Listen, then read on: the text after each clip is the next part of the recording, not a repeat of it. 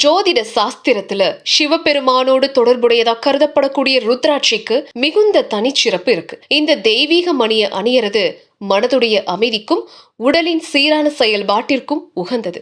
இருந்தாலும் சாஸ்திரங்கள்ல சொல்லப்பட்டதின்படி ருத்ராட்சை அணியும் போது பின்பற்ற வேண்டிய சில முக்கியமான விதிகள் இருக்கு. விதிகளை பின்பற்றி அணியறது பல்வேறு நன்மைகளை கொடுக்கும் அப்படின்னும், மீறினா விரும்பத்தகாத விளைவுகள் ஏற்படலாம் அப்படின்னும் நம்பப்படுது.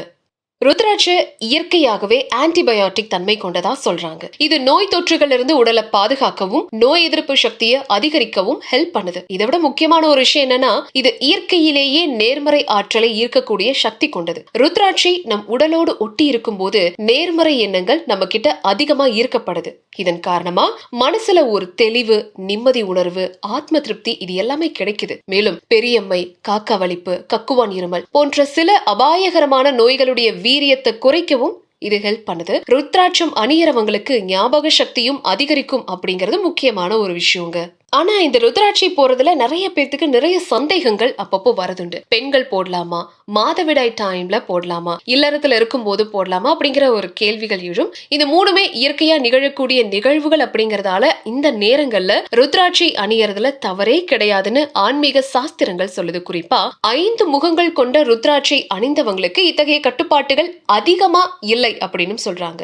இந்த ருத்ராட்சியை சிவப்பு, மஞ்சள் அல்லது வெள்ளை இந்த கயிறுகளை நீங்க போடலாம். வசதி இருந்தா தங்கம் அல்லது வெள்ளியில கூட போடலாம். ஆனா கருப்பு கயிறுல மட்டும் ருத்ராட்சி போடக்கூடாதுங்க.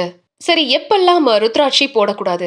இறந்த வீடு அல்லது தகனம் செய்யும் இடத்துக்கு போகும்போது ருத்ராட்சி போடக்கூடாது. படுக்கை அறையில குறிப்பா உறங்கும் போது ருத்ராட்சி போடக்கூடாது. ஒவ்வொரு இரவும் தூங்குறதுக்கு முன்னாடி ருத்ராட்சை மாலையை கலட்டி தலையணைக்கு அடியில வச்சுட்டு படுக்கிறது மனம் அமைதி பெறவும் நல்ல தூக்கம் வரவும் ஹெல்ப் பண்ணும். அடுத்ததா பிறந்த குழந்தைய பார்க்க போகும்போது ருத்ராட்சி அணியக்கூடாது அப்படின்னு சொல்றாங்க. ருத்ராட்சம் அணிந்திருக்கும் போது மது குடிக்கிறது, சிகரெட் பிடிக்கிறது, அசைவ உணவு சாப்பிடுறது இந்த மாதிரியான செயல்களை அவாய்ட் பண்ணணும். ஒருவேளை இந்த விதிகளை மீறினா ருத்ராட்சியுடைய தூய்மை கெட்டு போகும் அப்படின்னும், அதனால கிடைக்கவிருந்த நன்மைகள் தடைப்படும் அப்படின்னும் சொல்றாங்க. இந்த சமயங்கள்ல ருத்ராட்சியை கழட்டிடுறது ரொம்பவே நல்லதுங்க.